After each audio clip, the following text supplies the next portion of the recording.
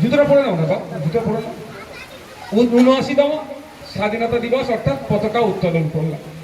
একটা জিনিস আমাদের কনফিউজ হয়ে যায়, আমার মধ্যে যদি কিছু ভুল থাকে সেটা শুধরে দেবেন। আমি যতটুকু জানি বলছি আপনাদের। পতাকা উত্তোলন আর পতাকা উন্মোচন এটা আমরা গুলিয়ে ফেলি।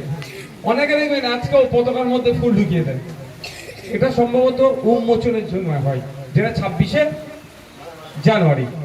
আর ১৫ই আগস্ট হচ্ছে কি পতাকা উত্তোলন, এখানে ফুল দেওয়া যায় না। এটা যেন মনে থাকে, যদি আমাদের সত্যি ঠিকঠাক হয়েছে।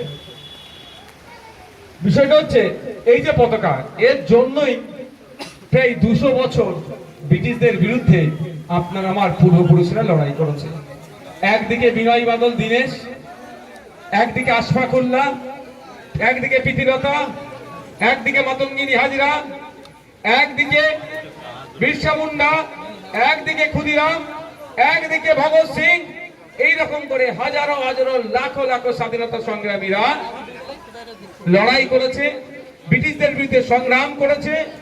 ব্রিটিশদের নিয়ে আসা কালা কানুন মানব না, ঐক্যবদ্ধ হয়ে ব্রিটিশদেরকে তাড়িয়েছে। বাংলা নয়, ভারতবর্ষ থেকে বিতাড়িত করেছে। এই বিতাড়িত করার পরে ১৯৫০ সালে দেশ একটা বই পাই, কিতাব পাই, দেশ একটা সনদ পাই। সেটা কি? সংবিধান, কনস্টিটিউশন অফ ইন্ডিয়া, ভারতের সংবিধান।